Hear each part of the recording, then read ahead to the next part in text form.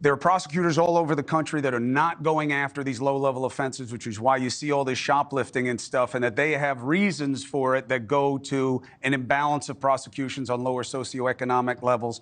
But I don't think there's any one aspect of media that has pumped up fears about crime as much as these videos of people going untouched in and out of stores with whatever they want, because none of us have ever seen that except if it was a function of a riot or something like that. So what is your understanding of the policy, and what is your assessment of it?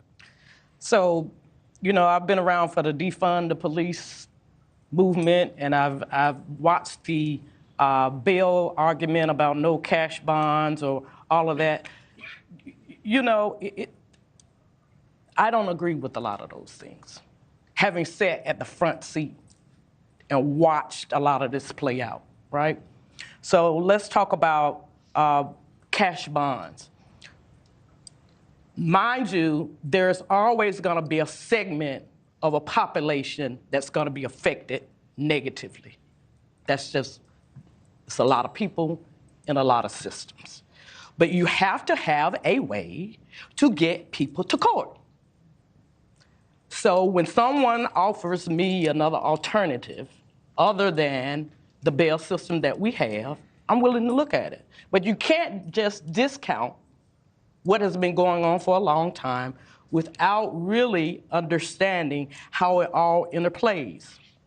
For instance, if you have someone who's been charged with first-degree murder, right? Mind you, they may have a clean record, never been charged before. They're going to have a period of time that they will have to wait to be tried. In the interim, how are you going to ensure that that person comes into court? What is fair in that system? How do we do that? At the same time, on the other end, you may have people who are committing very low offenses, shoplifting, so we say. But suppose they've done 10 of them in the last 15 years, and then they have a history of failure to appear. How do you equalize that? I haven't seen, from a judge's standpoint, there are some other ways that you can do that in terms of you can have electronic house arrest, you can have all kinds of interim ways. You can send people to diversion beforehand. You can have them to have curfews, all kinds of things. But at the end of the day, for some of these things, you're going to have a system that works for the majority. And America moves on money. Right. So, good point. Again, interesting to hear from a Democrat.